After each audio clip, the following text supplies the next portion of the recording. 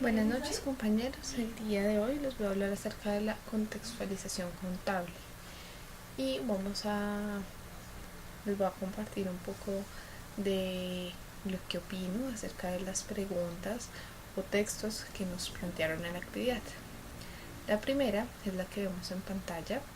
Dice, el concepto de la contabilidad ha tenido una evolución histórica que se mantiene como un proceso estático en el tiempo desde la antigüedad hasta nuestros días.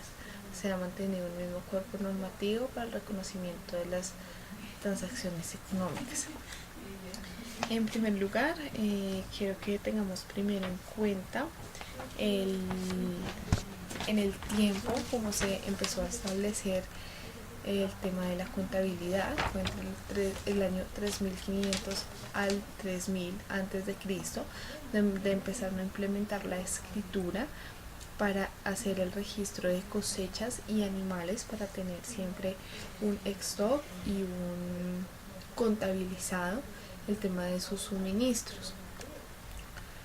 Vemos también la rueda como avances marítimos, y en estos encontramos los vínculos comerciales. En la Edad Media podemos entrar en el tema de ingresos y egresos. Se dieron a conocer para la generación de información de ganancias y pérdidas que tenían las empresas y en su momento las personas que llevaban este control contable de las cosechas y los animales. En la Edad Moderna apareció el señor Benedetto Rangel, con una de sus obras expuso y expresó los libros que se debían usar. El primero de ellos era el borrador para los apuntes durante el día. El segundo sería el diario, que serían los apuntes necesarios que iban a ir en este libro. Y el tercer libro sería el libro mayor, es donde están el balance de cuentas en un periodo de tiempo. Vemos por otro lado a Fray Luca Pacioli, con su método de partida doble, en donde no existe deudor sin acreedor, donde el hecho, por ejemplo, se compra un mueble, aumenta el efecto de los activos en bienes, pero disminuye los recursos en activos en efectivo. Por otro lado, en la inversión de la imprenta, hubo varios autores que propagaron los conocimientos de contabilidad de diferentes partes del mundo con esta inversión. En 1590, Bartolomé Salvador Solórzano fue el primer autor que hizo traducción al castellano en la tendencia de contabilidad. Por otro lado, vemos en el siglo XXI que el señor José María Brost decía que la primera adaptación contable se hizo entre España e Italia, pero por otro lado, en este mismo siglo, el señor Emilio O. Castañer decía que era alemán por una obra encontrada en la biblioteca de Augsburg en 1419. Por esta obra él dio a entender que las adaptabilidades contables se habían dado en Alemania. Por otro lado, en 1893, Waldenberg tradujo al ruso la obra de Pacioli, con lo que permitió su conocimiento a esta zona del mundo de la información contable que se estaba manejando en esta época. En la B vemos en el marco conceptual de la información financiera internacional Accounting Standard, se contemplan unas características cualitativas que debe gozar la información financiera. Estas cualidades o características buscan es generar más confianza entre más inversionistas y otros usuarios de la información financiera.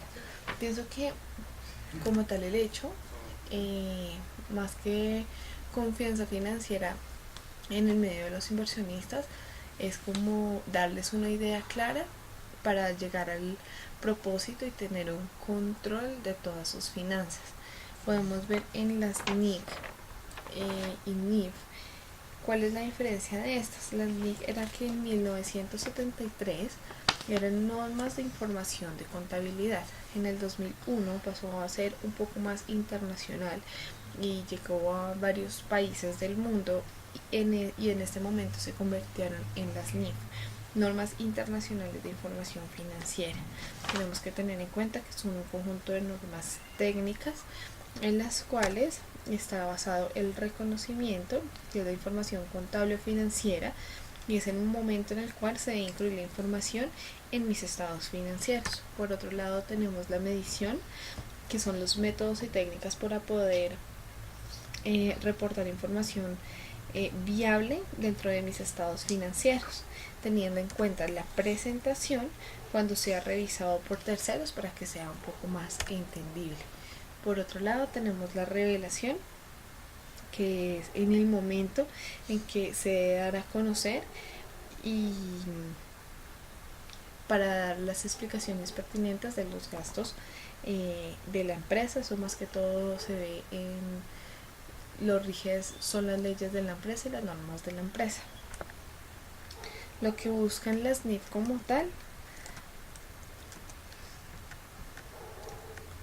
es ser guiadas para la preparación de los estados financieros y registro de la contabilidad, ya que si mi información contable no es fiable y no cumple con ciertos criterios, mis estados financieros tampoco. Entonces, contando con estándares definidos, podré contar con información de calidad, comparabilidad, transparencia, y de esta misma manera aumenta la creatividad y esta repercutirá en créditos e inversiones en el exterior. Por otro lado, podemos ver en las NIF y NIF encontramos los estándares de información financiera que se ampliarán en Colombia a partir del 2015. Dichos estándares solamente son importantes para los países del mundo desarrollado, porque promueven sus fines e intereses económicos, por ende promueven su uso e implementación en las naciones que están en vías de desarrollo. ¿Yo qué opino acerca de eso? Creo que todo va en un mercado global, estándares globales para mercados globales. Las economías modernas dependen de las transacciones transfronterizas y del libre flujo de capital internacional. Creería que es algo mucho más amplio, más que solo países desarrollados. Va a cada rincón del mundo. Más de un tercio de todas las transacciones financieras aumentan a través de las fronteras y se espera que ese número crezca.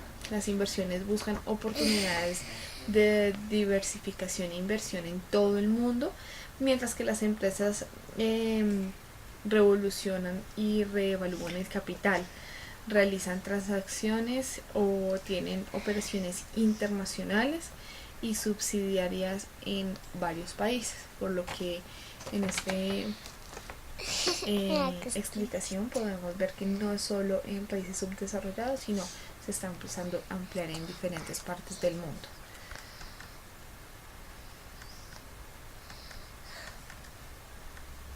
Por otro lado, vemos el marco conceptual de las NIC y NIF presenta los alineamientos generales y alcance en que debe basarse los estándares de contabilidad e información financiera. No es una norma en sí, pero brinda los conceptos esenciales y necesarios para comprender el nuevo lenguaje de los negocios. Debemos tener en cuenta el objetivo principal de que es asistir a los emisores de estándares en la planeación y desarrollo de normas contables e información financiera, con el ánimo de que sean congruentes, consistentes entre sí y sigan requerimientos contables de alta calidad. Un marco conceptual es un conjunto de lineamientos que orientan la preparación de estados financieros con un propósito general. Su principal objetivo es el que vemos en este momento.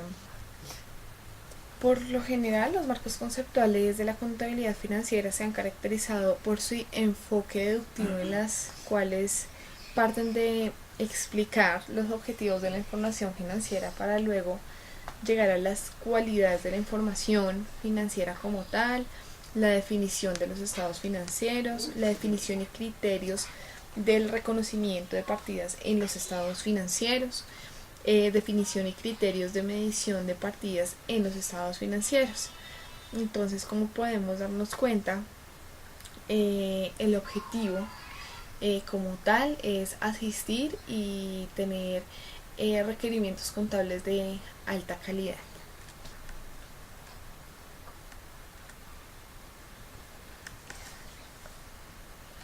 Esto es todo por hoy. Esta es mi bibliografía. Muchísimas gracias por su atención. Feliz noche.